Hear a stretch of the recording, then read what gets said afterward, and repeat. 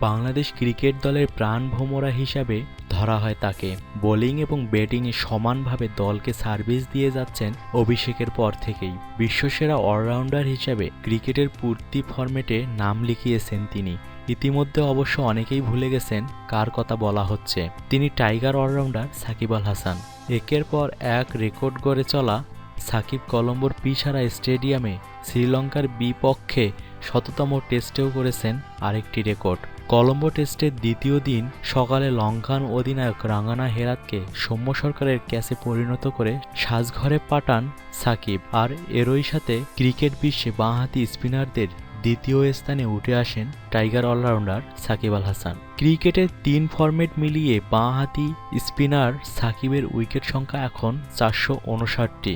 এদিক থেকে সাকিব পিছনে ফেলেছেন রাঙ্গানা হেরাতকে। কলম্বো টেস্টের চা পান বিরতির আগ পর্যন্ত সব ফরম্যাটে ১৬৮টি ম্যাচ খেলা রাঙ্গানা হেরাতের উইকেট সংখ্যা ছিল ৪৫৮টি। তবে চা বিরতির কিছুক্ষণ আগে টাইগার ওপেনার তামিম ইকবালকে এলবিডব্লিউ করে ফিরিয়ে দিয়ে সাকিবের সমান সংখ্যক উইকেটের মালিক হয়ে যান রাঙ্গানা হেরাত। ক্রিকেট বিশ্বে বাঁহাতি স্পিনারদের মধ্যে সবার উপরে আছেন কিউই তারকা ড্যানিয়েল ভেটরি। ৩ ফরম্যাট মিলিয়ে সাবেক কিউই অধিনায়ক ৪৪২ ম্যাচে ৭০৫ উইকেট শিকার করেছেন।